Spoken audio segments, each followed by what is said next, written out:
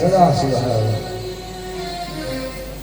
દિગ્બલમ ક્ષત્રિય બલમ બ્રહ્મ તેજો બલમ બલમ ભગવાન શિવજીની કૃપા થાય ને તો બ્રહ્મ તેજ પ્રાપ્ત થાય. બ્રહ્મ સુધીની જે યાત્રા કરવાની છે એ ભગવાન શિવજી કૃપા કરે તો પ્રાપ્ત થાય.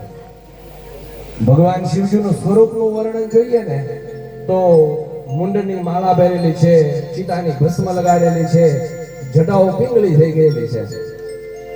એમનું ચિત્ર જોતા એવું લાગે અમંગલ્યમ, જોવું ન ગમે એવું ચિત્ર છે. પણ જે એમનું સ્મરણ કરે છે એમનું ક્યારેય અમંગલ થતું નથી. જેને કોઈ નો સાચવે ને એને ભગવાન સાચવે છે.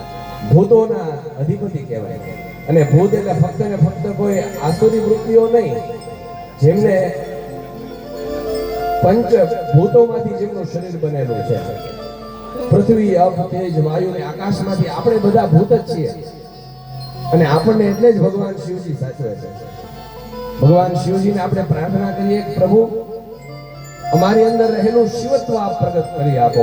અને જેના મનની અંદર, જેના શરીરની અંદર, જેની બુદ્ધિની અંદર શિવત્વ પ્રગટ થઈ જાય ને એ વ્યક્તિની અંદર ભોળ પણ આવી જાય. ભગવાન શિવજી છે ને એ ભોળ પણ દેનારા દેવ છે. આપણા પૂર્વજો વડીલો બધાને યાદ કરીએ તો જુઓ એ બધા શિવજીને લોટો ચડાવ્યા વગર પાણી ન પીતા અને કેટલી ભોળ પડતા. કોઈ પણ કાંઈ માંગે તો ખુલ્લા હાથે આપી દે. જરૂરિયાત પડે દોડીને ઉભા રહી જાય. કેમ? તો કે શિવના પરમ ઉપાસક.